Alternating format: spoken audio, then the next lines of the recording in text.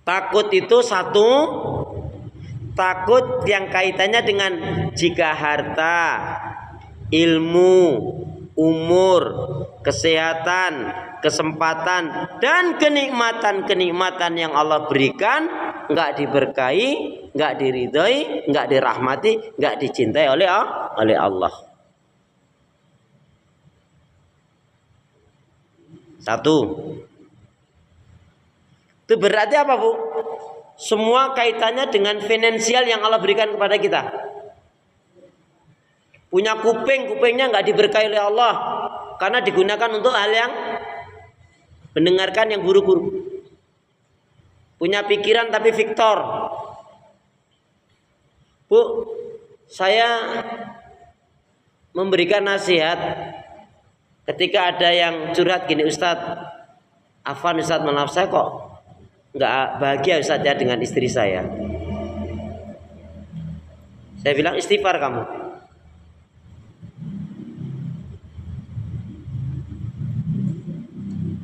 Jujur, apakah kamu masih kebayang dengan perempuan lain? Ada perempuan lain yang ada dalam pikiranmu? Iya Ustadz. Itulah yang menyebabkan rumah tangga kamu nggak bahagia. Ketenangan hidup nggak Allah berikan.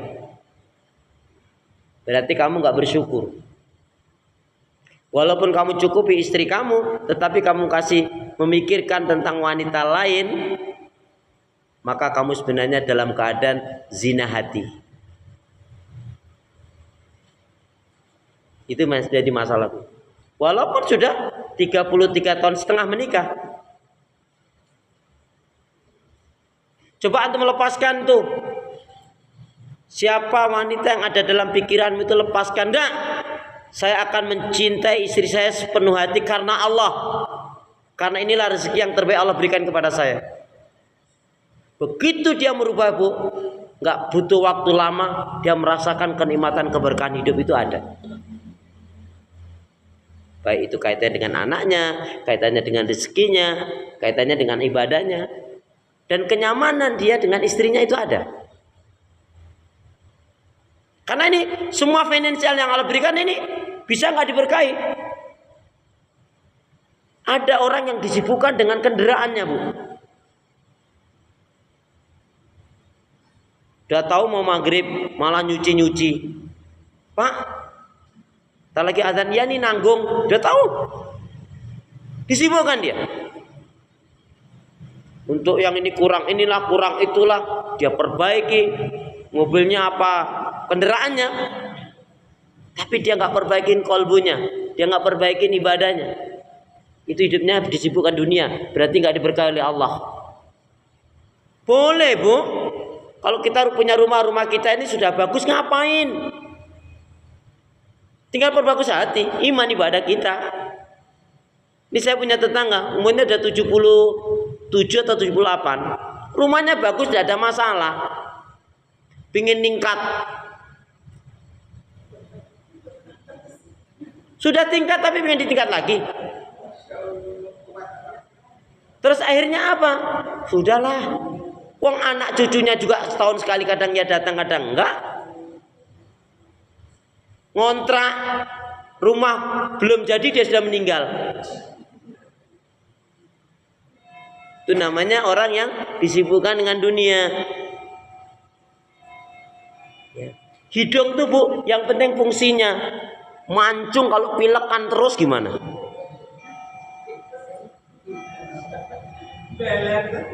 Masalah kan? Iya. Jadi kita tuh bersyukur. Kalau yang masih punya gigi utuh, alhamdulillah giginya masih utuh. Gak usah nanya gigimu udah hilang berapa. Ya. Jadi nasihat ini mengajarkan kepada kita apa? Syukur. Bu, sebetulnya bukan kecilnya yang Allah berikan, tapi syukur kita yang kurang besar. Coba Ibu berpikir tentang bernapas. Yang pernah masuk rumah sakit, itu oksigen kecil aja berapa juta itu, Bu? Kita tuh napas kalau suruh bayar, mana mampu kita, Bu? Maksudnya apa? Bagaimana kita bisa setiap nafas itu ada syukurnya, ada menyebut asma Allah. Alhamdulillah, alhamdulillah.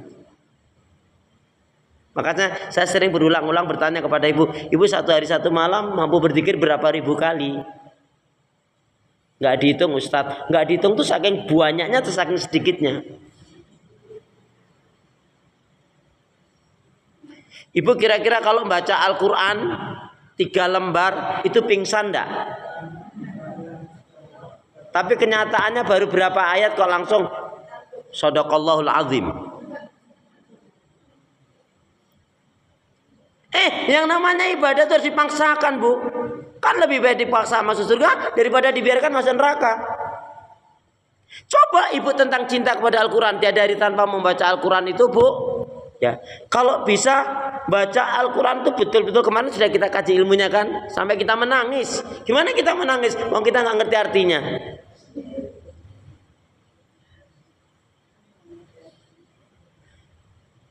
Coba kira-kira ibu misalkan mau berangkat naik pesawat, di situ ternyata pesawatnya delay 2,5 jam. Di situ tidak ada apa-apa. Yang ada hanya air sama Al-Quran. Atau sama majalah. Antara Al-Quran dengan majalah tadi tertarik mana? Banyak macamnya. Gambarnya aja aneka menu Nusantara.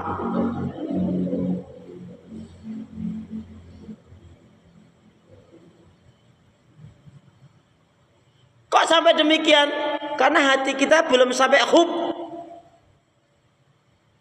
Kalau hatinya cinta kepada Al-Quran, nah ini kesempatan bagi saya. Ya.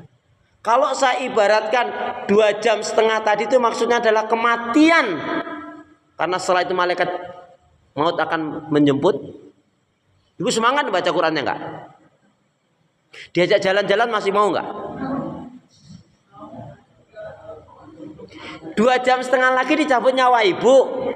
Diajak jalan-jalan ditraktir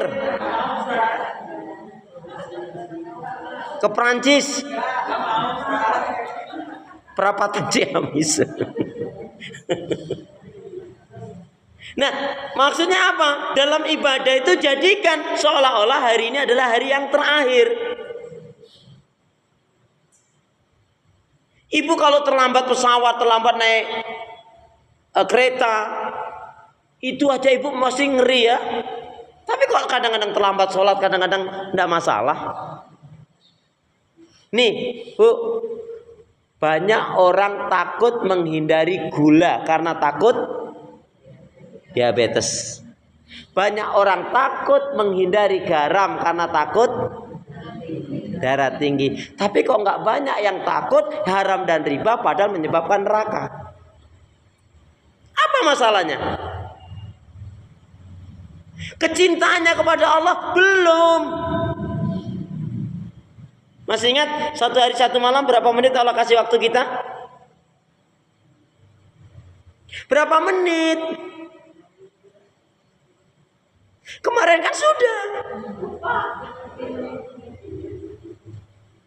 1440 menit.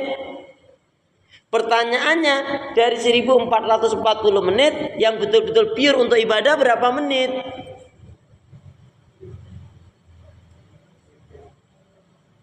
Ya Allah, Masya Allah, Astagfirullahaladzim, innalillahi. Jangan sampai saya bilang begitu. Ya, satu ya. Jadi hendaknya kita takut dan khawatir jika harta, ilmu, umur, kesehatan, kesempatan dan kenikmatan yang Allah berikan kepada kita enggak diberkahi, enggak diridai, enggak dirahmati, enggak dicintai oleh Allah. Yang kedua, takut apa? Takut jika amal ibadah kita tidak diterima oleh Allah.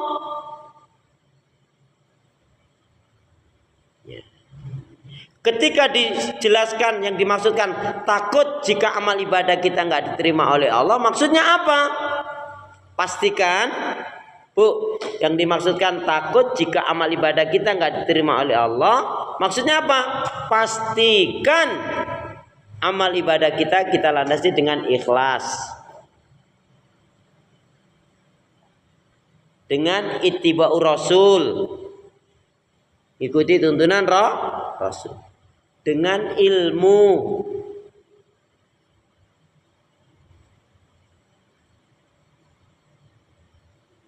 Siapa yang dia menjalankan ibadahnya dilandasi dengan ikhlas sesuai dengan tuntunan Rasul atau ikuti tuntunan Rasul dan landasan ilmu, insya Allah Bu, amal ibadahnya akan diterima oleh Allah. Amin. Berarti apa, Bu? Halo. Kebalikan dari tiga ini apa? Ikhlas, ittiba'ur rasul, dengan ilmu. 3. Berarti apa? Jangan sampai kita melakukan amal ibadah karena riya, karena bid'ah, mengada-ada yang ada tuntunan Nabi, terus ngawur, nggak pakai ilmu. Rasulullah ngajarin kita sholat subuh 2 rakaat. Besok pagi ibu merasa sehat, sholat subuh 5 rakaat. Kan lebih banyak. Diterima atau ditolak? Tolak.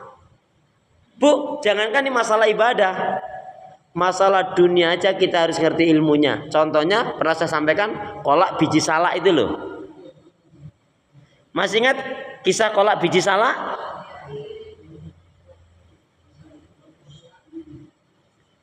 Kolak biji salak. Masya Allah. Seneng banget aku suaranya. Oh gitu ya, Masya Allah. Jadi nggak boleh ngawur, Bu.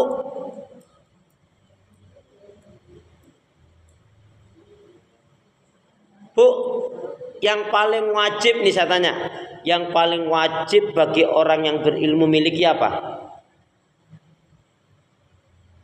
Apa? Yang paling wajib dimiliki orang yang berilmu. Kenapa? Kalau nggak ilmunya nggak diberkahi oleh Allah.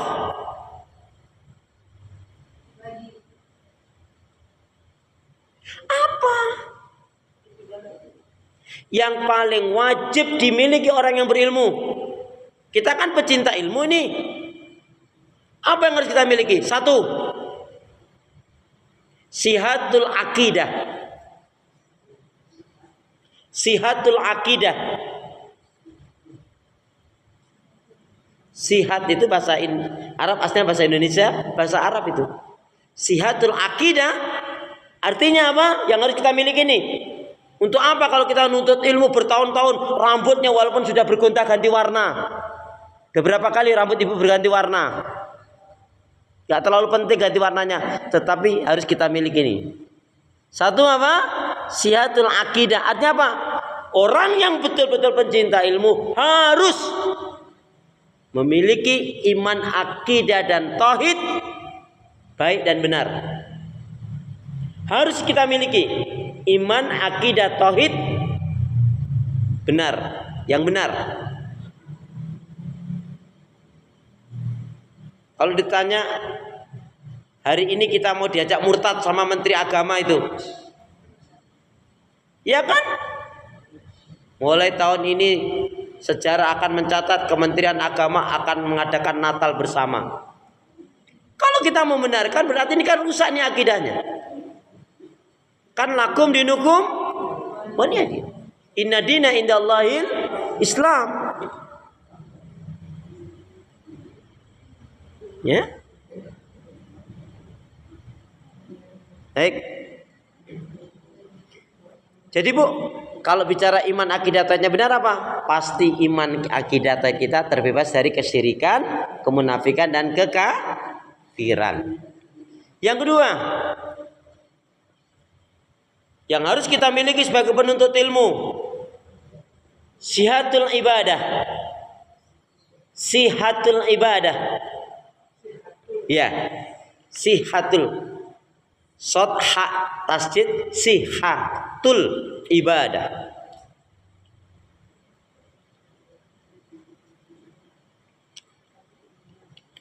Ibadahnya baik dan benar. Untuk apa kita nuntut ilmu kalau ibadah kita nggak benar? Ada. Untuk apa kalau kita ngerti tapi nggak kita amalkan? Jadi kita harus punya, Bu, sihatul ibadah. Ibadah kita harus sehat. Ibadah kita harus benar. Ibadah kita harus yang wajib dan yang sunnah. Yang ketiga, sihatul akhlak. Sihatul akhlak. Apa artinya sihatul akhlak? Berakhlak mulia. Itu apa nuntut ilmu kalau akhlaknya buruk? Somse, gak jujur, ditagih utang malah marah. Kalau kumpul-kumpul ngomongin orang.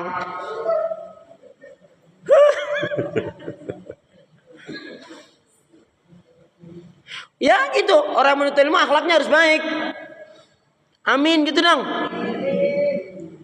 Yuk kita baca dulu hadisnya. Bismillahirrahmanirrahim. Qala Rasulullah sallallahu alaihi wasallam, akmalul mu'minina imanan ahsanuhum khuluqan.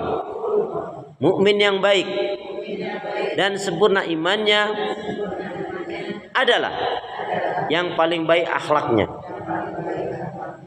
Yang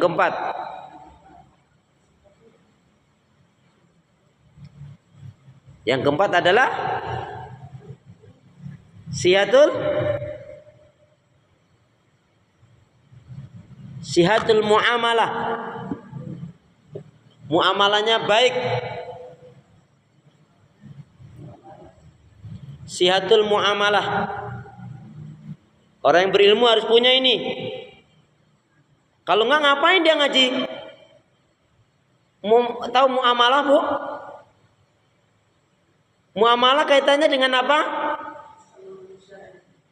Muamalah kaitannya dengan apa? Muamalah kaitannya dengan apa?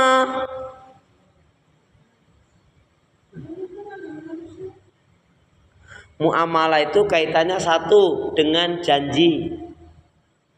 Tulis muamalah kaitannya titik dua. Titik dua aja, nggak usah titik dua. Muamalah itu kaitannya dengan A, janji. Ada nggak yang janji tapi ingkar? Itu yang suka janji ingkar ibu atau mama?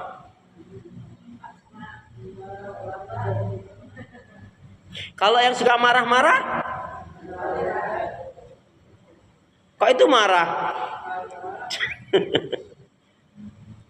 B, jual beli bisnis. Ada yang nggak jujur dalam berbisnis? Banyak banget. Berarti muamalahnya rusak. Kemudian C, muamalah itu kaitannya dengan apa?